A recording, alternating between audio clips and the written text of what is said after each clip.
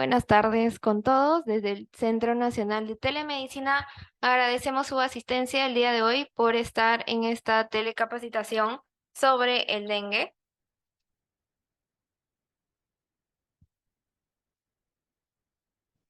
El día de hoy estamos junto con el doctor Javier Díaz Pera. Él es médico pediatra, especialista en enfermedades infecciosas y tropicales y parte del Instituto Nacional de Salud del Niño. Le damos la bienvenida al doctor y muchas gracias por participar el día de hoy desde el Centro Nacional de Telemedicina. Señorita, muy buenas tardes, estimados participantes, al igual muy buenas tardes. Espero que se me esté escuchando bien para poder compartir mi pantalla. Inicio al programa de capacitación con la exposición que quiero compartir en 40 minutos con ustedes. Bien.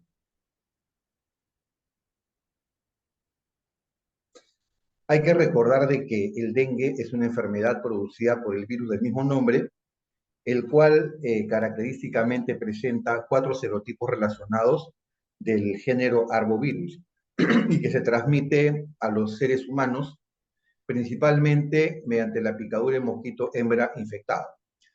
La expansión, me refiero a la expansión global, ¿no? O sea, la expansión que hay a nivel general, es significativa en los últimos años, sobre todo porque implica un riesgo global para poder padecer de esta enfermedad, considerando de que cerca de 2/3 de la población mundial que están viviendo en los trópicos, entre el trópico de Cáncer y de Capricornio, estamos en riesgo de poder enfermar. Y que esta enfermedad tiene un manejo netamente sintomático y de soporte y no hay ningún medicamento específico para poder curarla. A ver, tengo por acá un poco de dificultad para poder pasar la diapositiva. Ahí vamos. El dengue viene a ser la principal arbovirosis. Sabemos que hay otras como chikungunya, zika, fiebre amarilla, enfermedad por virus Mayaro y otras más, pero la más importante es el dengue, no solamente como enfermedad arboviral, sino también como arbovirosis febril de tipo hemorrágica. Y es por ello que representa una carga importante de enfermedad a nivel de los lugares que les he mencionado, ubicados en los trópicos, tanto en esta región de las Américas como también las regiones de África y del sudeste asiático. La enfermedad viene propagándose rápidamente debido a diferentes factores que tienen que ver fundamentalmente con cambios climáticos, así como también con la deforestación, urbanización descontrolada, desplazamiento migratorio, superpoblación y, por qué no, también en la aparición de mosquitos resistentes a los insecticidas comunes. La OMS estima que son cerca de 3.000 millones de personas que viven en áreas de riesgo de contraer dengue y que anualmente, a pesar de que posiblemente exista su registro, pero por otra parte hay que considerar de que el dengue como enfermedad o como infección, una vez que el mosquito pica, no afecta al 100% de personas que han sido picadas por el mosquito, va a haber un porcentaje importante que llega a la mitad que no van a ser síntomas de enfermedad. Entonces, se menciona que los sintomáticos, ¿no es cierto?, son cerca de 100 millones de los 400 millones de infecciones que ocurran por dengue y que su expansión alcanza por lo menos 128 países de los 200 y tantos que son. Vamos a ver entonces los aspectos clínicos de la enfermedad. Hay que recordar de que el dengue es una enfermedad sistémica porque afecta diferentes aparatos y sistemas del organismo. Puede afectar hígado, puede afectar pulmón, corazón, encéfalo, dando formas viscerales de dengue y forma encefálica. Pero también es una enfermedad dinámica. ¿Qué cosa quiere decir? De que en el curso de la enfermedad, en la que de repente estamos notando de que el paciente se está recuperando después de una etapa de fiebre, no sabemos en qué momento en los siguientes días puede pasar una etapa crítica. De ahí su dinamismo. Estando con compromiso crítico, de repente con manejo de fluidoterapia o eventualmente el manejo de aminas vasoactivas, de pronto se estabiliza el paciente. Es por eso que es dinámica. Y su espectro clínico, como veremos en la siguiente diapositiva, incluye diferentes formas de manifestaciones clínicas que pueden ser graves y graves. Estas manifestaciones clínicas graves, más allá de que antiguamente se le denominaba dengue hemorrágico, implican eventos fisiopatológicos que tienen que ver principalmente con la extravasación de plasma, lo cual resulta en una disminución importante del volumen efectivo plasmático, vale decir de la volemia, lo que lleva justamente a problemas de acidosis, de hipoxemia y puede haber también falla multiorgánica, como veremos luego. Los lactantes habitualmente son asintomáticos. 8 de cada 10 lactantes que son picados por mosquitos no hacen manifestaciones, al igual que los niños. Son 70-80% de los pacientes que no la hacen. Del total de niños que hacen manifestaciones, Un 80% va a hacerlo con una presentación muy semejante a un cuadro viral. Va a tener fiebre, astenia, manifestaciones del tracto digestivo o hemorragia y exantema. El dengue suele ser autolimitado. En cuanto a los aspectos clínicos, como les mencionaba, aquí tienen ustedes el espectro clínico de la enfermedad. Por una parte, hacia el lado izquierdo, lo que son las infecciones asintomáticas. Si bien es cierto que en este gráfico, o sea, en este rectángulo, no ocupa mucho del espacio, yo diría que toda la parte amarilla que ustedes observan corresponde a infecciones asintomáticas o también oligosintomáticas que pueden pasar inadvertidas y no son diagnosticadas como dengue. Luego tenemos aquellas infecciones que sí van a cumplir con la definición de dengue sin señales de alerta, como veremos luego cuáles son las características de esta presentación, tanto en niños como en adolescentes. Otro grupo, felizmente, que son el 20% del 100% de sintomáticos, el 20% menos, van a presentar, ellos sí, definiciones o en todo caso manifestaciones clínicas que lo definen como un caso de dengue con señales de alerta o de alarma. Un 1%, felizmente en niños, hasta incluso menos, son aquellos que pueden presentar infecciones que cumplen con definición de dengue grave, o bien de dengue visceral o de neurodengue desde fases tempranas de la enfermedad, en la cual muchas veces el paciente migra a una forma visceral sin necesidad de haber hecho alteraciones que nos hagan pensar que está en signos de alerta, o sea, que pasa de la fase febril de frente a una etapa de compromiso de órganos o sistemas directamente. En cuanto al periodo de incubación, que quiere decir el periodo desde que el mosquito pica a la persona y le transmite el virus, en este caso el Aedes aegypti, que transmite el virus del dengue, van a pasar aproximadamente 7 días, un rango de 4 a 10 días, aunque para fines epidemiológicos se considera residencia, viajes u otro más en los últimos 14 días. Los síntomas en las personas sintomáticas definitivamente comienzan de manera súbita y se pueden identificar tres fases. Primero, una etapa de fiebre. Esta etapa de fiebre es aquella en la cual la gran mayoría de pacientes se van a recuperar. Si estos pacientes, que son menos del 20%, recuerden, aparentemente se están recuperando, pero no salen del evento y empiezan a aparecer otras manifestaciones, es porque están ingresando a la etapa crítica. Y finalmente, estos pacientes que evolucionaron a la etapa clínica van a pasar la etapa de convalescencia. Dos puntos importantes acá con respecto a esta diapositiva. Primero, no es que todos los pacientes en cohorte o en bloque tengan que hacer etapa febril, etapa crítica, etapa de convalescencia, sino que 8 de cada 10 hacen etapa febril y se recuperan sin complicaciones. 2 de cada 10 van a ser etapa crítica y de repente tendríamos que aumentar la proporción a 1 de cada 20, puede presentar de repente dengue grave. Y solamente los que están en la etapa crítica y dengue grave pasan a la fase de convalescencia, no el paciente con etapa febril, sino los que están en etapa crítica y también en dengue grave. Las características de la etapa febril. El tiempo de duración de esta etapa es aproximadamente 5 días. Puede ser un mínimo de 3 hasta un máximo de 7, en la cual súbitamente el paciente empieza a presentar fiebre con malestar general. Entonces hay astenia, puede haber hiporexia. En niños se le enrojece la carita, hay flushing o enrojecimiento facial, ¿ok? Puede haber también anorexia, malestar, dolor de cabeza, dolor abdominal. Hay un dolor del cuerpo generalizado. Este dolor que afecta a los músculos también afecta a los músculos extrínsecos del ojo. Por tanto, hay también dolor retrocular. El paciente característicamente se queja de que le duelen los ojos y que no puede caminar. En mayor o menor grado, estas son también las manifestaciones que presentan los niños, sobre todo escolares y los adolescentes, que son los que estamos internando en el último mes. Sin embargo, vemos que pueden haber otras manifestaciones, dolor de garganta, faringe congestiva, inyección conjuntival, náusea, vómitos, diarrea, exantema eritematoso de tipo rubeoliforme, por ejemplo, o rocioliforme. Pueden haber algunas manifestaciones muy pequeñas hemorrágicas, petequias, equimosis. Puede haber una bradicardia relativa, quiere decir que la fiebre se eleva súbitamente, 37 a 39,5, pero no hay un incremento marcado de la frecuencia cardíaca. Un niño puede estar con 80, con 37, o sea, un niño de 3 años, ¿no? O 4 años, y de repente sube a 40 la temperatura y sube a 90, a 100 nada más su frecuencia cardíaca. Hepatomegalia dolorosa, y después de 4, 5, 6 días, los pacientes empiezan a mejorar. La gran mayoría, como les menciono, ¿no? Acá hay algunas fotografías de pacientes con dengue sin señales de alarma, el exantema típico. Sin embargo, nuevamente vamos a la proporción del 100% de sintomáticos, un 80% o un poco más van a hacer lo que se denomina dengue en etapa febril, nada más, sin señales de alarma.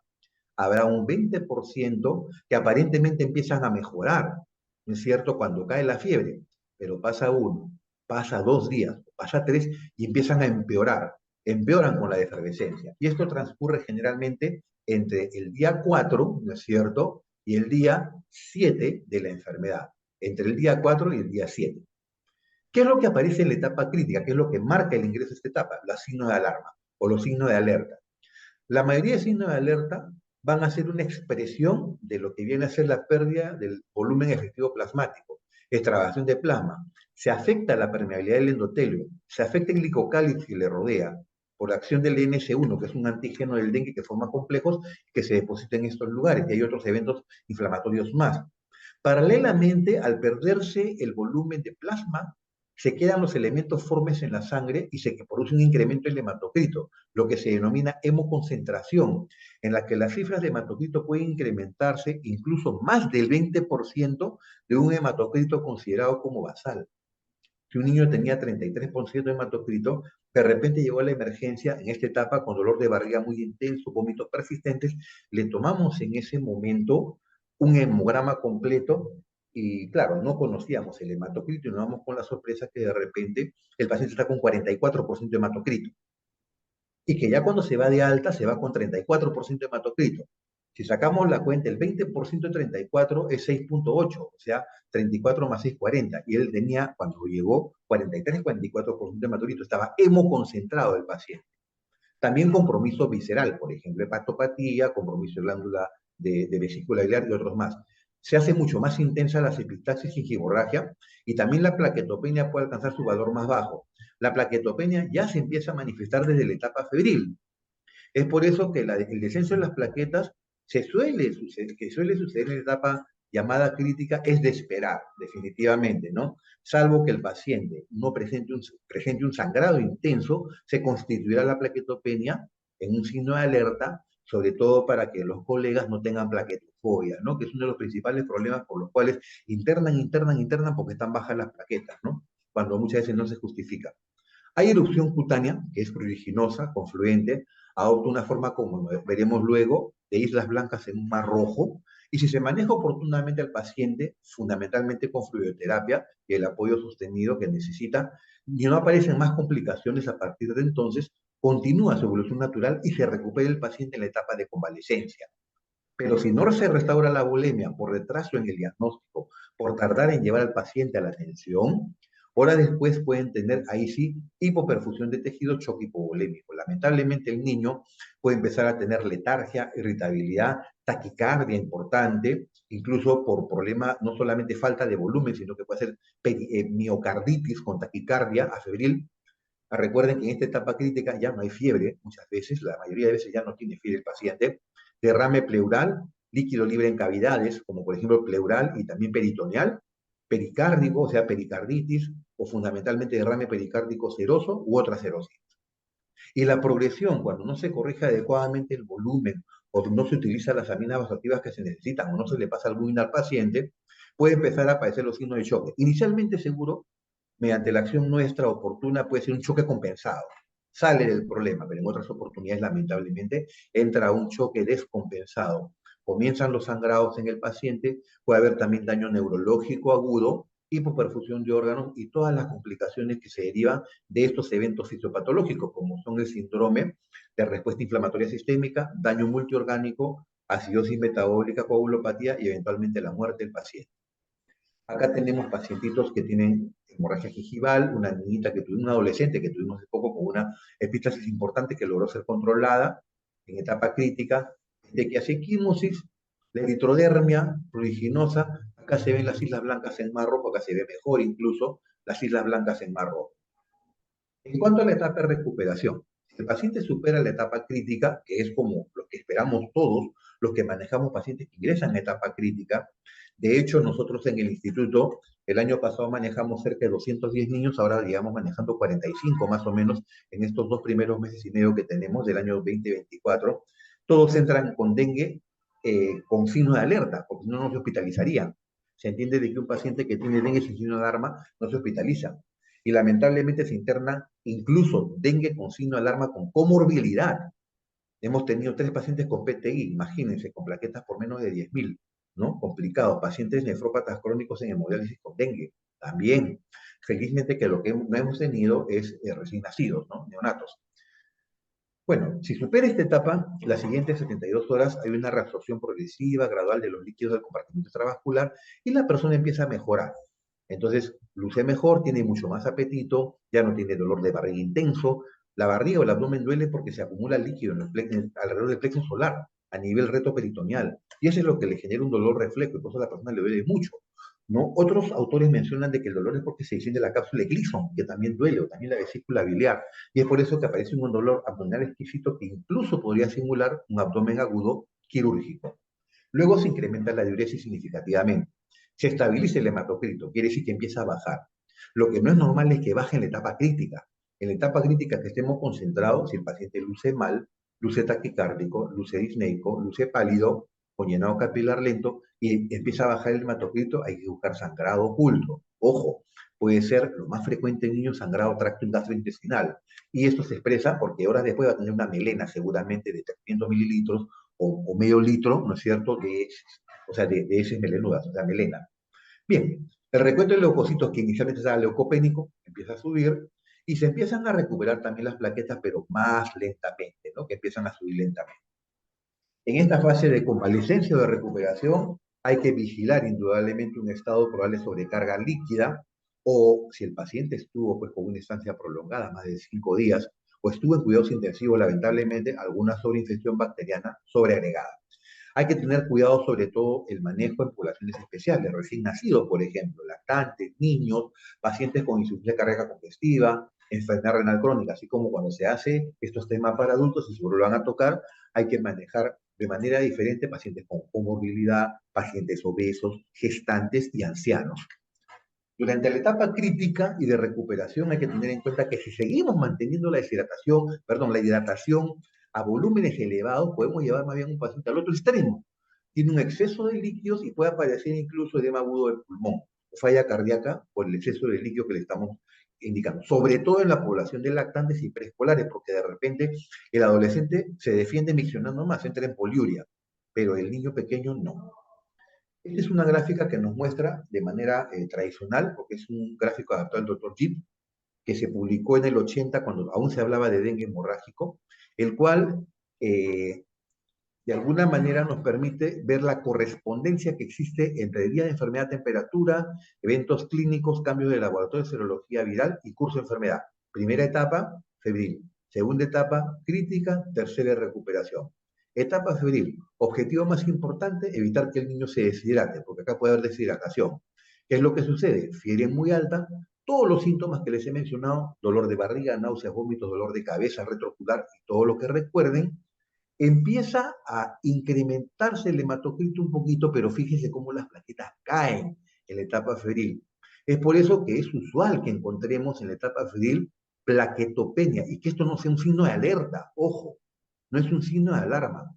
Se podría constituir en un signo de alerta la plaquetopenia se ve en un paciente que tiene una comorbilidad, definitivamente, o de repente se nos va ensangrado, empieza a tener de repente metrorragia, una chica, ¿no es cierto? O hemorragia uterina normal, o un niño empieza a tener hematemesis, ¿no? O empieza a tener una epístasis que no se controla. Ahí es relevante, ¿no es cierto? Y empezamos de repente la sustitución o reemplazo de plaquetas por aféresis. El hematocrito se concentra posteriormente. En la etapa aguda, febril, para hacer el diagnóstico lo hacemos con un diagnóstico virológico. Lo vamos a ver luego, con más tranquilidad.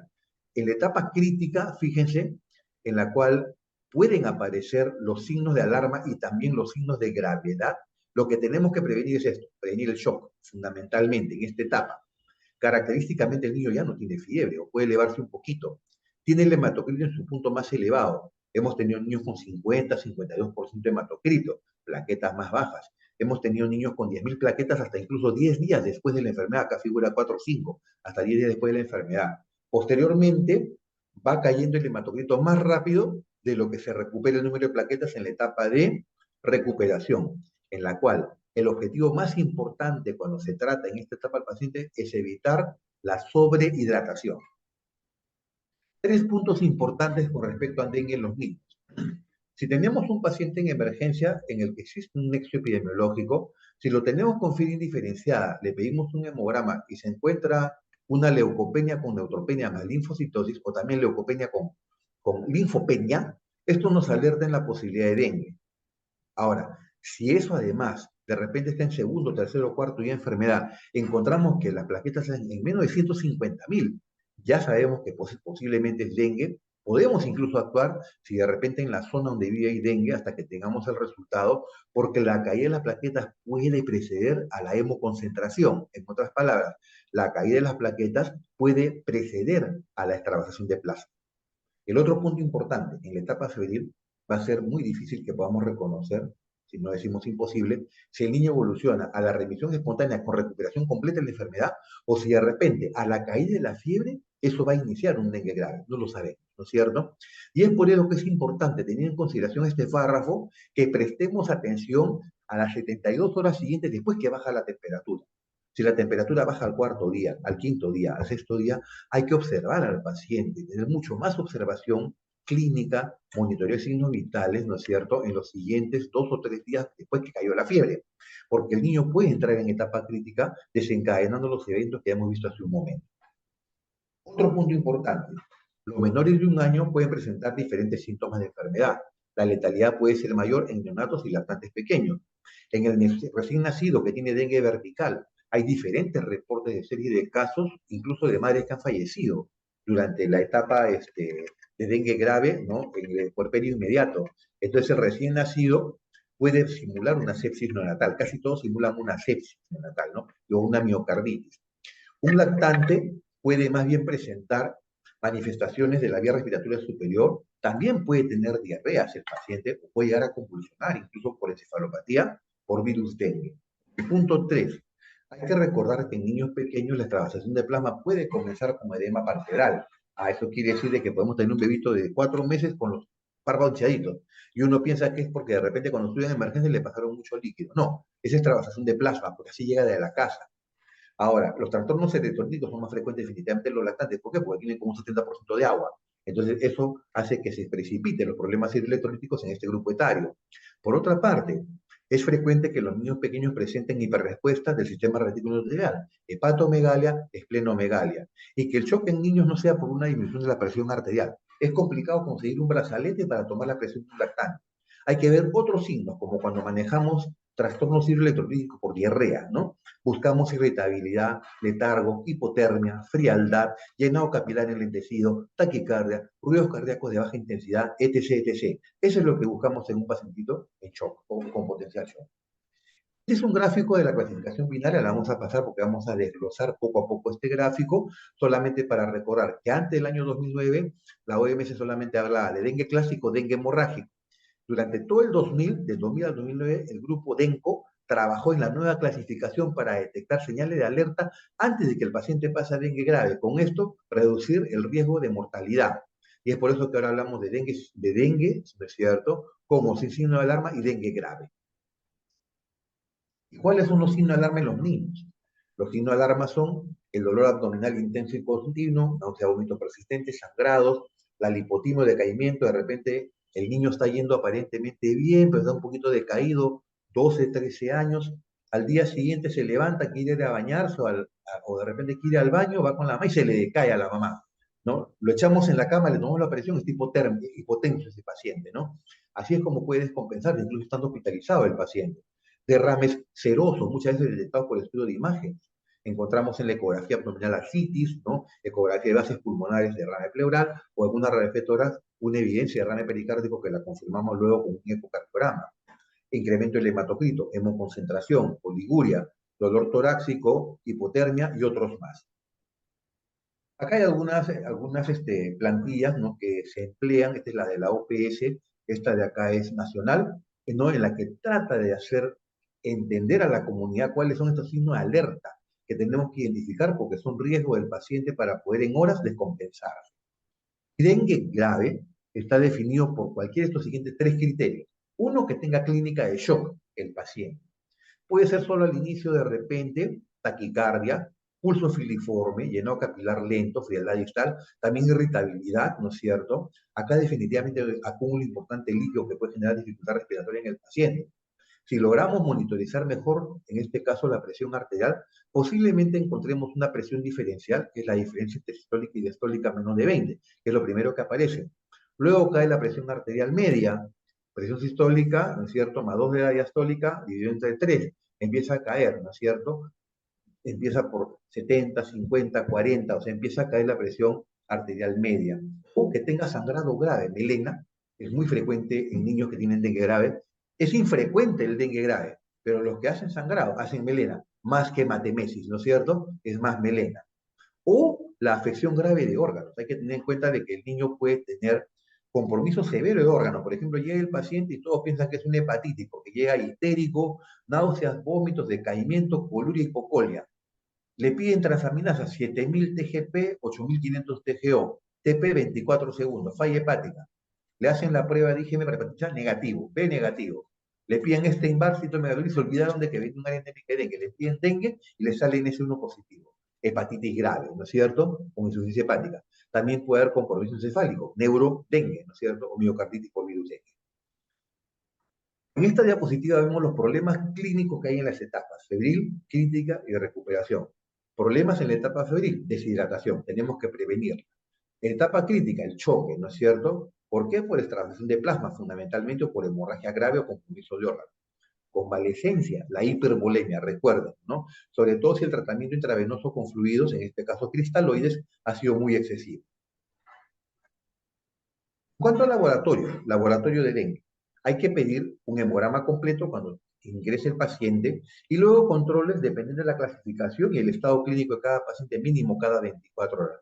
Nosotros lo pedimos en hospitalización cada 48 realmente, pero si necesita el paciente, lo pedimos cada 6 o cada 12 o cada 24 horas. Recordemos que después del tercer día, la trombocitopenia va a ser más prolongada en niños. La leucopenia se puede acompañar de neutropenia o linfopenia, también se los mencioné. El incremento del hematocrito, lo he puesto en rojo, es orientador de gravedad. Las transaminasas pueden estar elevadas. El perfil de coagulación puede alterarse, TP y TTPA. Se piden otras pruebas y si el niño está críticamente enfermo, se pueden pedir marcadores de síndrome de respuesta inflamatoria sistémica, incluyendo el dímero D, por ejemplo, y la ferritina. Hay que pedir imágenes, ecografía abdominal es muy importante, también de bases pulmonares, o si no, pedimos radiografía de tórax, ¿no? Frontal y lateral derecha. Y si sospechamos miocarditis, hemos tenido un paciente que sospechábamos que lo podía tener, felizmente que no, adolescente que estaba en etapa crítica con frecuencia cardíaca de 45, 50 por minuto, asintomático, ¿no? La mamá quería que le dé de alta, y le dice, señora, no hace que salga y se desmaye en la puerta, ¿no? No hace que tenga un bloqueo. Recuerden que la miocarditis puede afectar también el sistema de conducción cardíaco y producir bradicardia en el paciente. Felizmente que en el electrocardiograma que le han hecho no muestra compromiso, ¿cierto? En este caso, miocardio. Es del día de hoy de mi paciente, ¿no? Acá tenemos efusión pleural, efusión pericárdica, miren, pericárdica, ¿no? Ascitis líquido libre de cavidad en una ecografía abdominal. Vesícula biliar, miren su pared, ¿no es cierto? Pared engrosada de la vesícula, derrame. En cuanto a la dinámica de la viremia en dengue, aquí vemos cómo se comporta la viremia y las pruebas de laboratorio. Tenemos aquel día cero, cuando comienzan los síntomas de enfermedad. Días previos es el periodo de incubación. Y aquí en adelante, ¿no es cierto?, la fase de estado. Periodo intrínseco, o sea, de incubación humano, 3 a 6 días, 7 días, le dije yo, es de 3 a 14 días. Comienzan los días sintomáticos, 1, 2, 3, 4, puede ser 3 a 7 días de fiebre. El antígeno NS1, ¿no?, que está relacionado con viremia, se pide los 5 primeros días. Después del quinto día ya puede ser negativo, ¿no es cierto? El PCR puede ser positivo hasta el quinto, séptimo, máximo séptimo día. El PCR de ARN es una prueba molecular, ¿no es cierto? Esta no es una prueba directamente molecular, son anticuerpos contra el antígeno NS1.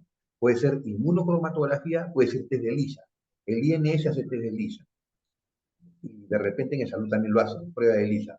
En el caso de mi hospital, inmunocromatografía, un poco más baratito, sale en 15 minutos la prueba, resultado. A partir del quinto día puede empezar a hacerse positiva la IgM, aunque si la primera toma de muestra sale el IgM negativo, 10 días después es bueno tomar una segunda muestra para poder corroborar si el paciente tuvo dengue anteriormente. El comportamiento, o sea, la cinética, pero en reinfección. Acá tenemos un resumen de lo anterior. Infección primaria, síntomas 5 a 7 días, viremia, ¿no es cierto? NS1 detectado los 5 primeros días, IgM a partir del quinto día, IgG, que permanece como una huella, ¿no es cierto?, indeleble, que el paciente tuvo dengue. Un año, 6 meses después, se infecta de nuevo por otro serotipo. ¿Qué es lo que sucede? Nuevamente hace periodo sintomático, viremia, NS1, muy poca expresión de IgM, pero la hace, ¿no es cierto? Y fíjense cómo al segundo o tercer día, a diferencia de aquí, empieza a elevar la IgG. Cuando le pedimos IgG en etapa febril, le sale francamente positiva al paciente que tiene infección secundaria. Este es otro gráfico clásico, ¿no? La base de manejo del dengue, para poder establecer diagnóstico y otros más, ¿no? Criterio de internamiento en el paciente. Aquí tienen una lista de los criterios de hospitalización. Si tiene signo de alarma, dengue grave, que es obligatorio, intolerancia oral, porque están vomitando permanentemente, falla respiratoria, prolongación de llenado capilar, falla renal aguda, menor de un año, ¿no? Que también es condición para poder, considerar hospitalización.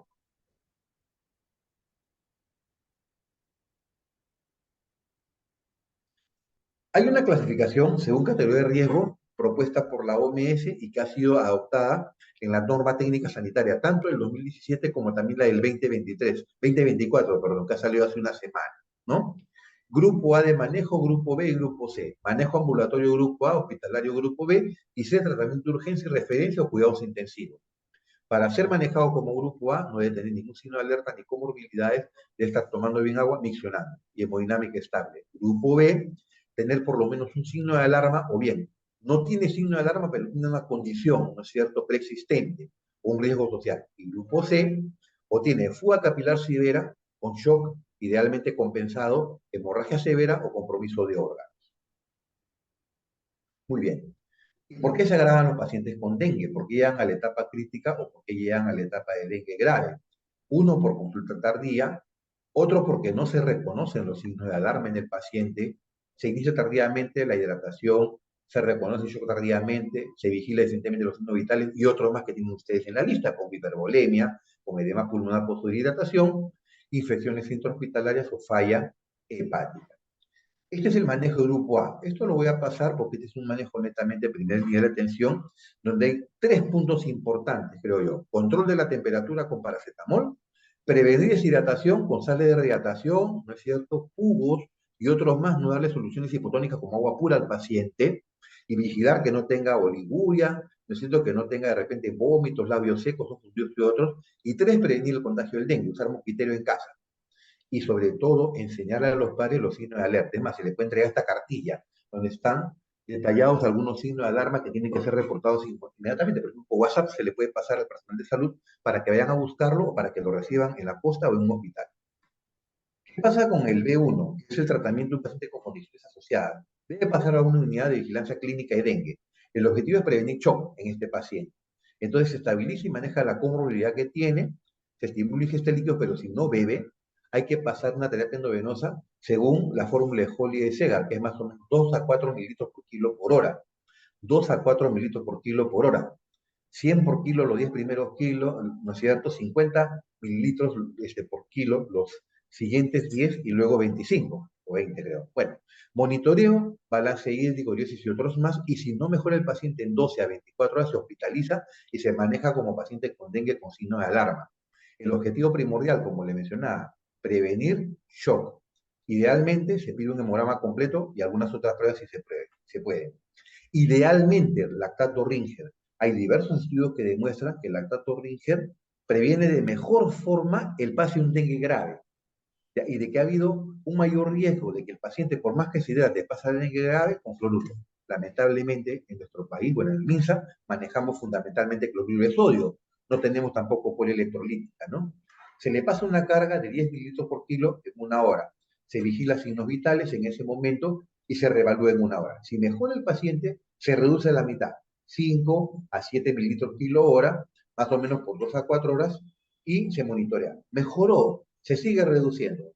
Ya pasamos a una fórmula de Holliday y Segar prácticamente, 3 a 5 mililitros kilo por hora, 4 horas más, ya tenemos casi acá 10 horas, y si mejora, ya se reduce a una fórmula de Holliday y Segar típica, ¿no? Porque la de arriba es el doble de la fórmula de Holliday y Segar cuando le damos 10 por kilo por hora, más del doble, por 24 a 48 horas. Pero ¿qué pasa si no mejora en la primera hora?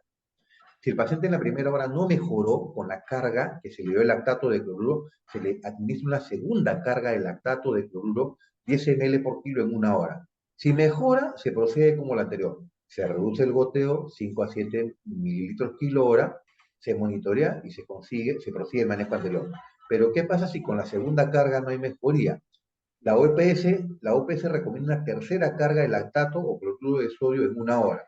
Y si hay mejoría, se pasa a un goteo de 5, la mitad, y se continúa hidratación como la diapositiva anterior. Pero si con 3 cargas de lactato cloruro no hay mejoría o se incrementa el hematocrito en un control después de 6 horas, mejor manejar como dengue grave al paciente, manejarlo como tal. Vigilar evolución de los síntomas, ¿no es cierto? Monitoreo constante puede ser entre 1 a 2 a 4 horas signo vitales perfusión periférica, 4 o 6 horas de biturinario, de diuresis, entre cada 12 a 24 horas hematolito plaquetas, ¿no?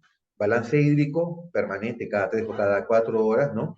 Y recordar que los líquidos cristaloides que le vamos a pasar van a ser necesarios solamente por 3 días, de repente 4 como máximo para evitar la sobrehidratación. Esto lo voy a pasar rápido porque esto es lo que les he comentado hace un momento. Ustedes pueden acceder a esos algoritmos diagnósticos ingresando a la página de la OPS, de donde se pueden descargar estas gráficas, ¿no? En el grupo C de dengue grave, hay que administrar al paciente cristaloides, definitivamente lactato cloruro, pero acá es en bolo. 10, perdón, 20 mililitros por kilo. Puede ser 10 o 15 minutos. De repente en un lactante empleamos 30 minutos, un poco más de tiempo, para monitorizar en ese caso signo de shock.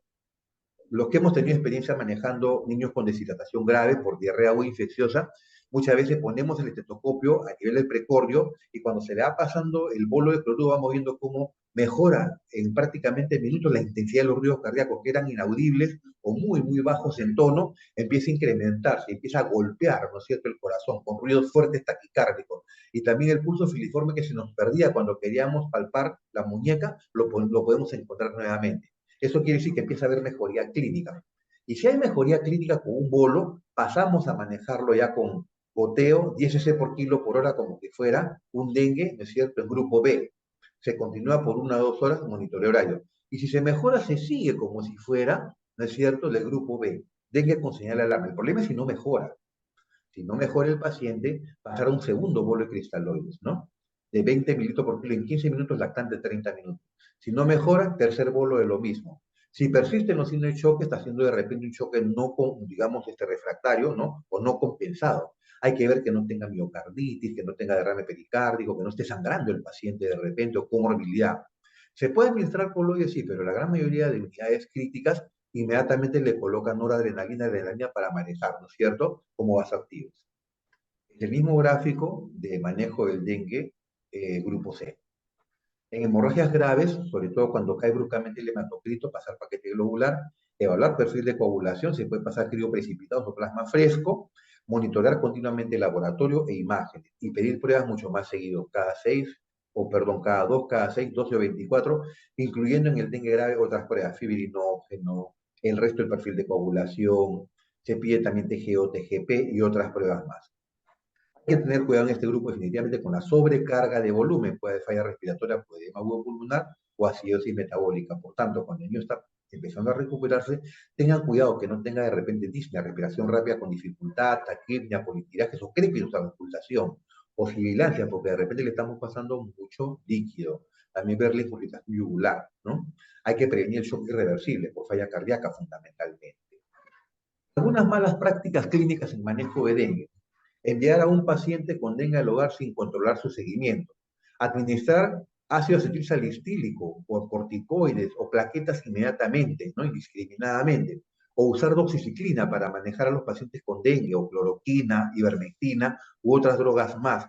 No reconocer cuándo los niveles de hematocrito están relacionados con el tratamiento con líquidos o no hacer seguimiento de la respuesta al tratamiento con fluidos. Interpretar inadecuadamente los niveles de hematocrito, administrar intravenoso a cualquier paciente con dengue, usar solución hipotónica, como por ejemplo pura dextrosa nada más, para manejar a un paciente con dengue, o prolongadamente líquidos intravenosos, inyección intramuscular a un paciente con dengue que no se debe colocar, o mantener velocidades fijas de infusión. No vamos a darle 3 nomás, 3, 3, 3, 5, 5, 5, no vamos a modificar. Mililitro por kilo por hora, tiene que modificarse. No controlar la glucosa sanguínea, ojo, porque puede haber efecto hiperglicémico también. ¿no? No modificar el tratamiento de líquidos intravenosos después de que se estabiliza hemodinámicamente el paciente. Aquí tenemos los criterios de alta, ¿no? Que no tenga fiebre, más de 48 horas sin antipirético, que mejore su estado clínico, bienestar general, buen apetito, buen estado hemodinámico, una buena diuresis, ¿no es cierto? Que no tenga dificultad respiratoria, que no haya sangrado, hematocrito estable, sin estar administrando sueros, o sea, cristaloides, o tendencia a un incremento de las plaquetas, ¿no? En el paciente. Como conclusiones del tema, el dengue es una única enfermedad, que es lo que hemos visto a lo largo de estos 40 minutos. Tiene diferentes formas de presentación, es dinámica y requiere monitoreo. El diagnóstico es clínico, no estén esperando el resultado del laboratorio para tratar. Se actúa, después se espera el resultado. Y que la hidratación comienza con sales de rehidratación de la etapa febril.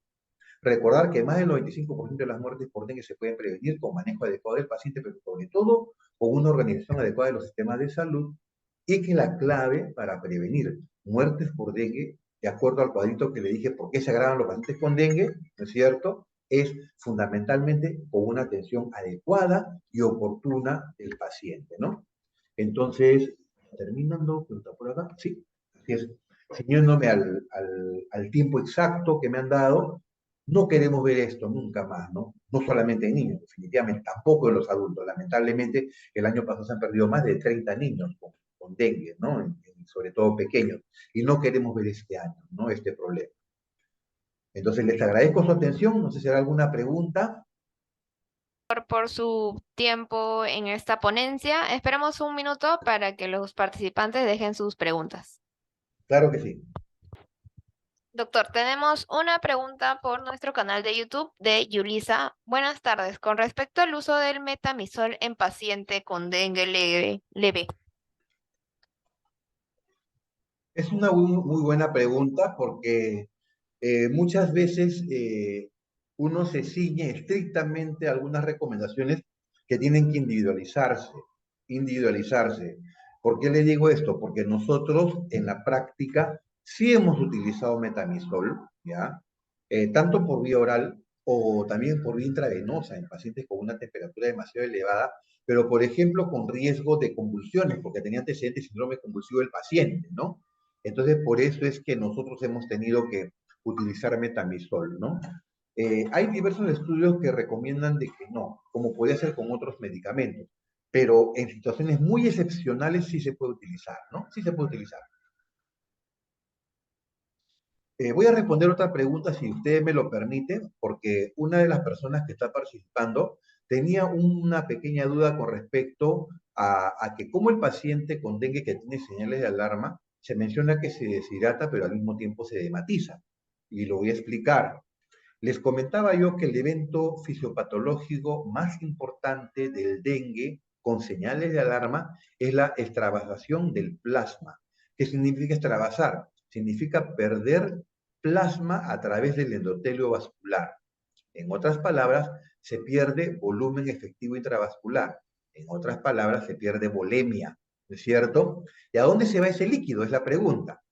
Entonces, cuando nosotros hemos estado en la universidad, muchos de nuestros maestros nos decían, nosotros tenemos un tercer espacio, el intersticio, donde está el líquido intersticial, mencionaba, ¿no? Recuerden de que los volúmenes de líquido en el cuerpo se ubican en el intracelular y el extracelular.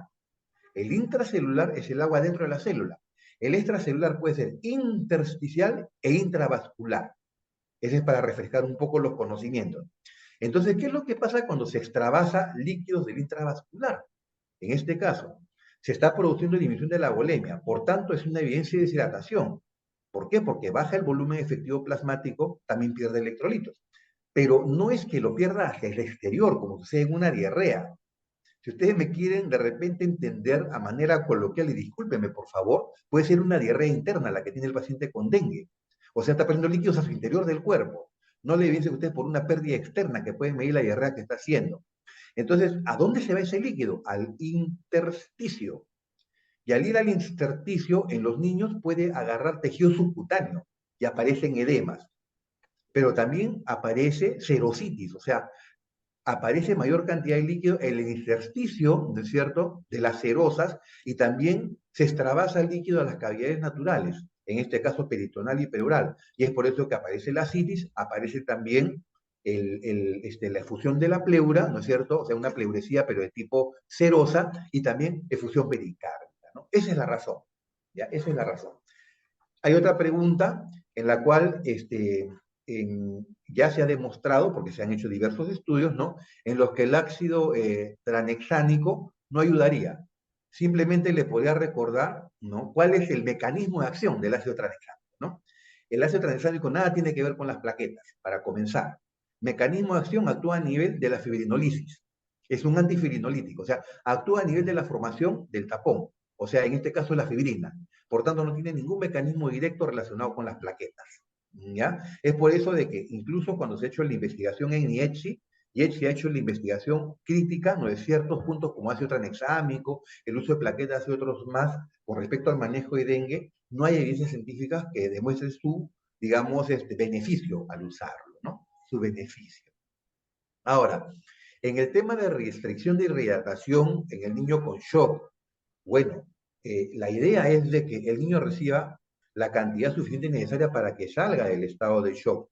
Es lamentable que un niño llegue con dengue grave en esa situación, porque muchas veces cuando llega con dengue grave, llega en una situación ya de shock no compensado. O sea, por más que le pasamos bolo de cloruro de sodio, es muy diferente que nos llegue un bebito.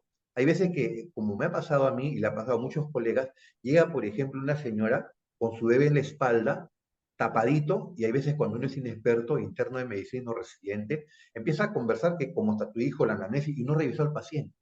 De repente cuando lo mira está frío el paciente, ¿no? Está completamente hipotérmico, está con prácticamente ruidos inaudibles y otros más, y lo pasamos, le quiere encontrar y ya no le encuentra pues para colocar. Hemos tenido a veces que poner intraósea, ¿no? Para recuperar el volumen de líquido. Entonces, el problema con el dengue es que tanto no solamente se afecta el intravascular, sino que tanto se van a afectar otros órganos que están involucrados en la homeostasis, en este caso en la circulación sanguínea. Entonces, puede hacer el caso de repente que yo lo hidrato al paciente, y no responde. Por eso decía, mínimo 2 bolos, que es lo que hacen, por ejemplo, yo le he hablado de manera didáctica, doctores, ¿no? Y estimados participantes, pero cuando yo he participado en exposiciones que involucran a gente que está bien compenetrada con dengue, gente de Loreto, por ejemplo, colegas del norte, de Tumbes, colegas que han estado la semana antepasada luchando en Guarmey, por ejemplo, con brotes masivos de dengue. Recuerden que la provincia de Casma y Guarmey tiene prácticamente el 50% de los casos de dengue, toda la provincia del departamento de Ancas.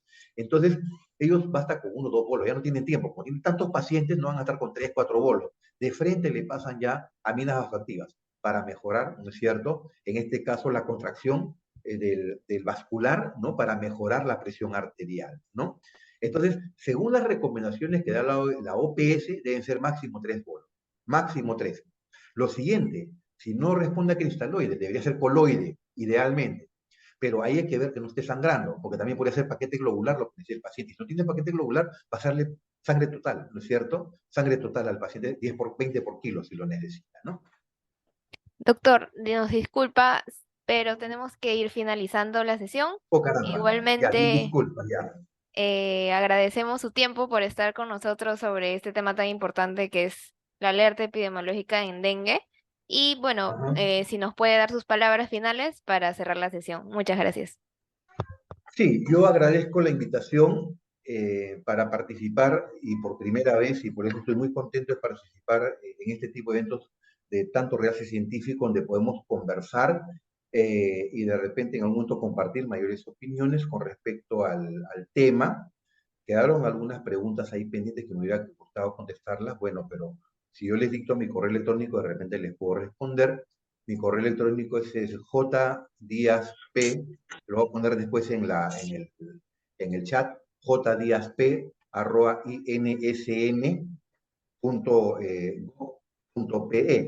para cualquier pregunta que haya quedado pendiente. Con todo gusto, yo puedo respondérselas a través de, ya lo puse, a través del correo electrónico institucional. Entonces, agradezco su atención, mantengamos una conducta expectante, observemos, estemos al tanto, ¿no? Y capacitémonos cotidianamente para poder actuar de la mejor forma, ya que es lo que nos toca a nosotros, ¿no es cierto? Porque en otros ámbitos hay otras formas de lucha contra el dengue, pero lo que nos toca a nosotros es evitar lo que hemos conversado, ¿no? Para que el paciente tenga el menor daño posible y la máxima recuperación. Les agradezco su atención y tengan todos ustedes muy buenas tardes.